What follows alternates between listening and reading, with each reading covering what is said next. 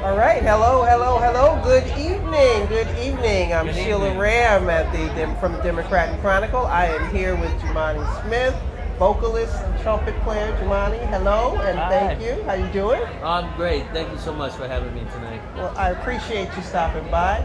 I just caught your show over at Max. It was incredible. One of the questions I wanted to ask you is, so when did your love for your style of music begin? When did you pick up a trumpet? When did you begin with the vocals? When did that start? I'm going to give you the mic to hold on to it. Well, actually, it started when I was about 3 years old. I used to go over to my aunt's house, and she was married to a bass player at the time. Okay. And they had a studio in their basement, so I would go over there and mess around with the instruments, and they sort of became like toys to me. It was such an incredible experience to be able to go there and play all these different instruments. So I first gravitated towards the piano and drums, of course, because I like banging on things. Right. It's fun to do. I still like doing it. Yeah, I started on the piano really, and then when I was about 9 years old, there was a teacher, a music teacher that came to the school I was attending, and they had a French horn with them, and I really loved the sound of the French horn. So I really wanted to play the French horn. And so I asked my teacher, can I play the French horn? Right. And they said no, because they didn't have one. Right. Their music program was suffering, all the Right. same story. It goes across the board in the arts, unfortunately. But they did have a trumpet, and they gave me the trumpet, and it sort of stuck. I still haven't learned how to play the French horn. I've been playing the trumpet for maybe 20 some years. So then after that time, well, I grew up practicing, and my parents used to make me practice outside because I was just so bad. And the trumpet's not an instrument that you can just get a good sound out of right away. It takes like 10 years to really get a sound. So it was a long time before they let me in the house. And then I had the fortune of going on and studying with the great Scott Brown from Seattle, and he was one of my most influential teachers. And he took me to a festival in overseas in Europe when I was 14. We went to the North Sea Jazz Festival and the Montreux Jazz Festival, which are really similar to the Rochester Jazz Festival in the vibe and the experience and everything. And so it was really something that turned me on to jazz and really made me say, all right, this is what I want to do. This is what I want to strive for in life. And I had been through a lot of adversity when I was a kid, so I needed something. I needed something to latch onto. Music, jazz became that. Later on, I got to go on to New York for college, and I got to study at New School with a bunch of Art Blakey alumni, and then after that, I transferred to Juilliard and got to study privately with Wynton Marsalis for a bunch of years. It was just a tremendous ride. And after that, I linked up with Michael Bublé and been touring with him for about 11 years now. And along the way, I had the honor of working extensively with Quincy Jones and Stevie Wonder and many others. And it's just been a beautiful ride, and I'm so grateful for this experience. I'm glad you brought up your work with, Quincy Jones and Michael Bublé and so many other people.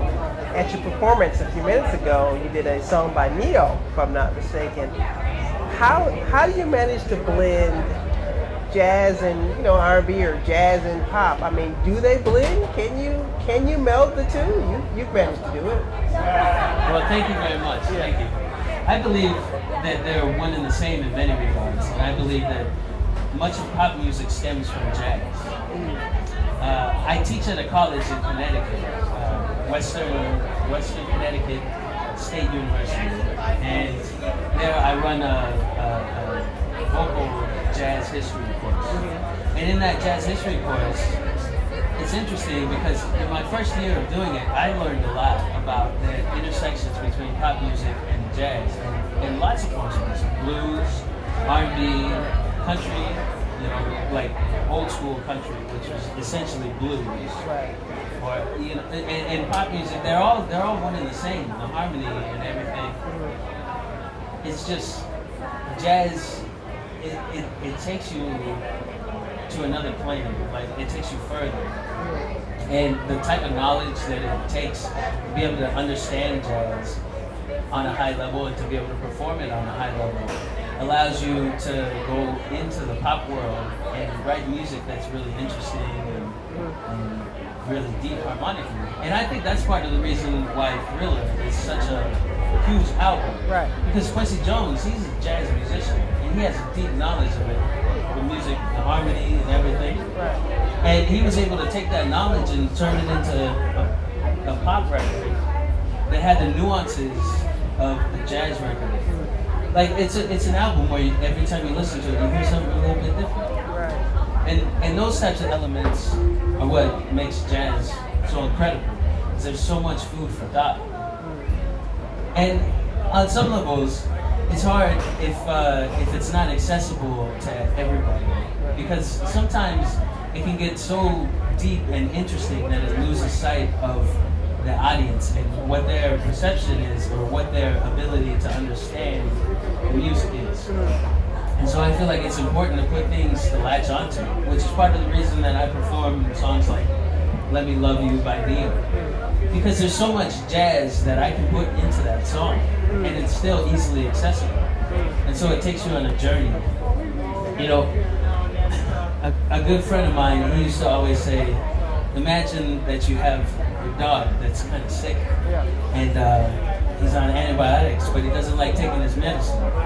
So you wrap it in a piece of meat or a piece of cheese or something, you know, that he likes and he's gonna eat it, right? And enjoy it. So it's the same thing in some regards. Yeah. And jazz, the improvisational element of jazz is kind of similar to like speaking a foreign language or listening to a foreign language. It takes a little bit of time, a lot of time actually, to really get into it and to understand the depth of it. But when you get into it, you start to understand the beauty. It's definitely grown folks music, you know? I was going to ask you that. Do you think that, you know, jazz as a genre struggles with pulling in what I call regular folks? Because I've always called jazz grown folks music. Like I used to joke around and say I'm not adult enough to appreciate jazz. Do you think jazz struggles with pulling people in initially? Well, I think that it has more to do with the media's perception and the way that they sort of swing things towards a younger culture and towards being more like kids, more like teenagers, youthful, young, as opposed to in the days when jazz was prevalent and most popular. A, it was more accessible because of the way that the musicians were performing it, and B, in addition to that, it also had elements that drew you in. It had many elements that drew you in. Okay. So we talked a little bit about some of the people you performed with, who you've collaborated with. I think I saw Alicia Keys at some point that you collaborated with, Wyclef. Yeah. So of some of the people you collaborated with, who've been some of your favorites? And two-part question, what's it like touring with Michael Bublé? Okay. Well, I've had the fortune of working with many great artists as a sideman, and some of my favorite experiences have been getting the chance to work with Stevie Wonder several times, Herbie Hancock, obviously Quincy Jones, and many others. Just their presence is so incredible, and to get to be close to them in that way, like be next to them, it's like an amazing experience for me. I don't really get like starstruck too often, but Stevie Wonder does that for me. Quincy Jones does that for me. Right. And so to get to be around people like that, it's incredible. And I've had the fortune of working with Michael for so long now that we're all like a big family. And it's been a beautiful experience. I always feel like the people who are really at the top of what they do, they are very well grounded for the most part. I mean, not entirely all the time, but there's definitely a lot of them who are definitely very grounded. Look at everybody as equals, until proven otherwise, And so it's always a great experience to be around like that. Right. So I have in my hand your CD, I Only Have Eyes for You. How many cuts do we have out here? 11? What's your favorite on your CD? My favorite on my CD is the entire record. But actually, my favorite is probably Georgia on My Mind. I really like that song. It's one of my favorite songs. Ray Charles, one of my favorite artists. And I really worked hard on this record.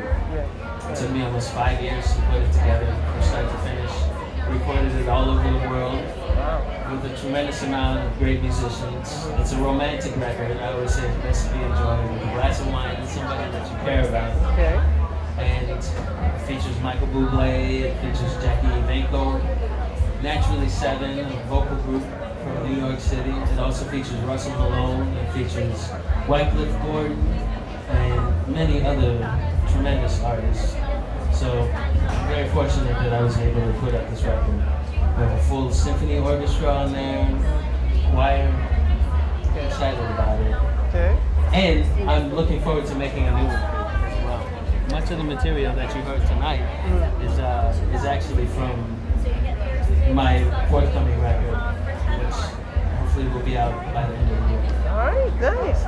So you have one more performance with us tonight over at Max at 9, I think? 10 o'clock. At 10, you have a 10 o'clock show. So everyone, this is Jumani Smith. He will be performing at Max tonight at 10. Stop by and see him. He's a great vocalist and trumpet player. Jumani, thank you for coming this evening. Thank you so much for having me. All right, thank you.